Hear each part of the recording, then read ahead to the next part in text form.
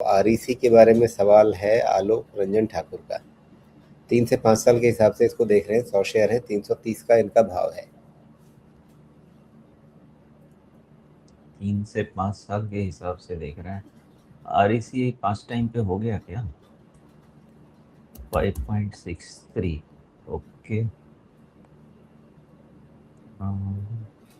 देखिए, ये long term average valuation है आरईसी का, और आई थिंक हमारे डिस्कशन में कई बार आ चुका है, इस पे कई बार सवाल आए हैं। वही मेरा व्यू है कि 300 के आसपास इसका जो लॉन्ग टर्म वैल्यूएशन है वो किक इन हो जाता है। यहाँ से 5 साल पे बुरा तो नहीं होना चाहिए इस वैल्यूएशन से, ये मेरा रीडिंग रहेगा। प्लस आपको 5-6% का डिविडेंड यील्ड मिलता रहेगा। बट फिर भी चूंकि थियोरेटिकली रिस्क मैनेजमेंट सबसे इम्पोर्टेंट चीज़ है, तो इसके क्वार्टरली रिजल्ट पे आप बहुत ही पैनी नज़र रखेंगे। और ये सेल्स डी ग्रोथ खत्म होना बहुत ज़रूरी है, क्योंकि सेल्स डी ग्रोथ खत्म नहीं हुआ और ये 300-290 तोड़ा, तो फिर बड़ी बड़ी वाली मुश्किल आ सकती है। मतलब क्या है कि अगर सेल्स डी ग्रोथ होगा तो ईपीएस फॉल होगा, ईपीएस फॉल होगा तो आपका पी अपने आप महंगा होता जाएगा। जो अभी दिख रहा है वो अपने आप महंगा टर्न हो जाएगा। तो फिर पी एडजस्टमेंट कहाँ है? जितना भी ये 5 टाइम की तरफ पी है ना, उतना 5.5 की तरफ जितना इसका पी है उतना ये सेफ है। लेकिन अगर ईपीएस गिरा तो अपने आप वो 5.5 बढ़ के 5.75 6 ये सब होता जाएगा। तो that is the risk. Otherwise मुझे लग रहा है most of the negatives are in price, as long as ये 280-90 ये सब के रेंज तक ये होल्ड कर जाए। जी, अगर सारी नकारात्मक बातें भाव में आ चुकी हैं तो क्या ये बेस बनाने की प्रक्रिया में है या बेस बना चुका है ऑलरेडी? और जो आप कह रहे हैं 300-290 उसके नीचे अब नहीं जाने की उम्मीद है? मुझे लग तो रहा है कि 300 पे एक बेस इसका बन चुका है, लेकिन बेस बनाने की प्रक्रिया अभी चल रही है।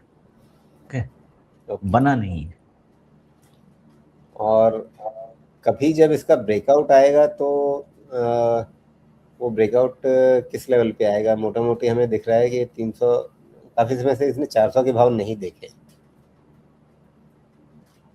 अगर आपको इसका लॉन्ग टर्म ट्रेंड स्टैब्लिश करना है तो वो 400 के पहले नहीं है। उसके अंदर के ट्रेंड में सिर्फ एक ट्रेड कैंडिडेट बनता है, और बनता है, ऐसा नहीं है कि नहीं बनता है, because you have a higher low pattern in place. और ये 380-85 तक जा भी चुका है। तो जी ये इसका kind of skewed W shape recovery वाला पैटर्न इंटैक्ट है, क्योंकि 300 जी। का भाव इंटैक्ट है। ओके। वैसे चूंकि इनका सवाल जो है आलोक जी का वो 3 से 5 साल के लिए है, तो बहुत शॉर्ट टर्म ट्रेड की बात नहीं करेंगे। तो वैसे में क्या ये आराम से प्रतीक्षा करें कि भाई जब भी ये 400 के ऊपर निकले उसके बाद इनको अच्छा प्रॉफिट मिले, और उस माइंडसेट के साथ ये 300-290 के आसपास नज़र रखें कि भाई जब तक उसके नीचे नहीं फिसलता तब तक मुझे धैर्य रखना है? उससे भी ज्यादा जरूरी है कि आप इसके क्वार्टरली रिजल्ट को ध्यान रखिए। दो चीज, मुझे 300 लगा आप का कहेंगे प्राइस। थोड़ी पूजा पाठ करिए। हाँ। मुझे लगा आप कहेंगे थोड़ी पूजा पाठ करते रहिए। नहीं नहीं, ये वैसी कंपनी नहीं है। पूजा पाठ वाली कंपनी कुछ और क्वालिटी, तो हाई क्वालिटी कंपनी है। आ, इसमें अगर ऐसे 5-5% का सेल्स डी ग्रोथ चलेगा, देन प्रॉब्लम है। तो जी दोनों चीज पे पहला ध्यान दीजिए कि क्वार्टरली सेल्स ग्रोथ नेगेटिव नहीं होना चाहिए, एंड दूसरा 300 280 इनवर्स केस नहीं टूटना चाहिए। ये दो चीजें अगर क्राइटेरिया फुलफिल करता है तो कम से कम एफडी रिटर्न तो वैसे भी दे देगा आपको ये। जी बिल्कुल। और साथ में आप अगर उसमें डिविडेंड इनकम को भी जोड़ लेंगे तो वो भी बोनस है ही आपके लिए। हम्म। ओके।